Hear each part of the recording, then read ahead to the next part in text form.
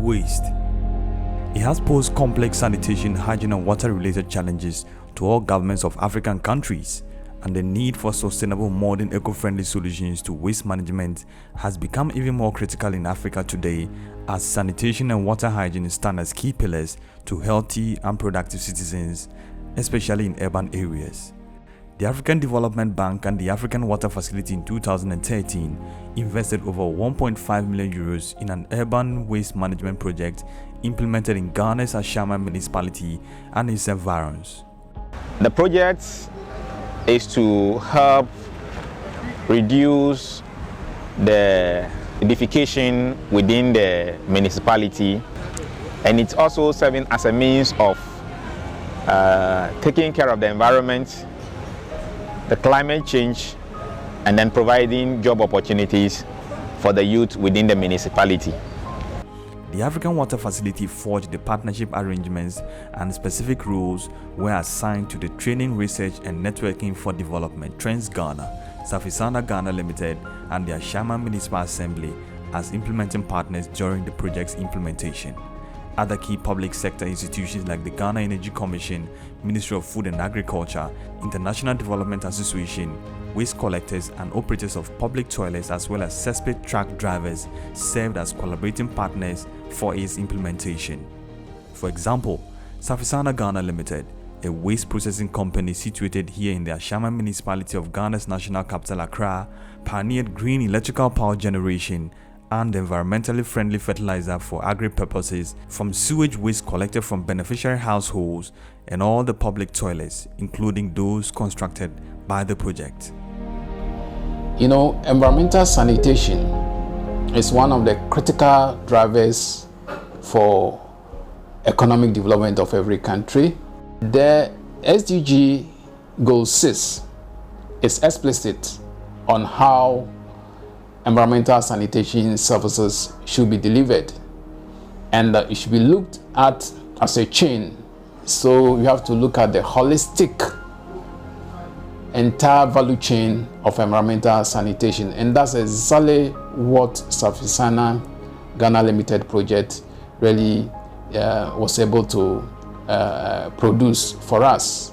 It has something to do with the energy, it has something to do with the food security, and it has something to do with environmental sanitation and cleanliness.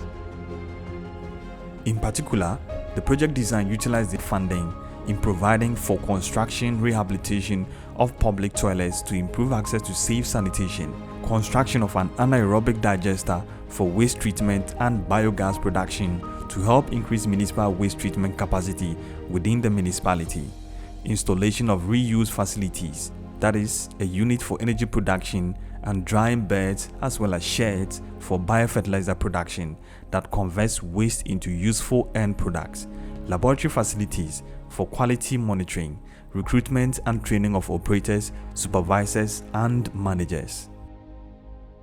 Hitherto, when these public toilets are full, where sometimes dislodgement becomes a problem and the content of the tanks overflow to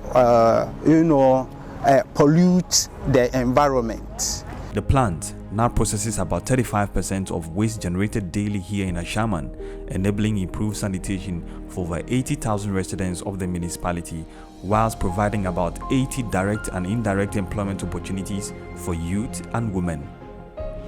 The plant, as at the second quarter of 2021, produces about 100 kilowatts-hour per day of electricity, which is fed into the national electricity grid of Ghana.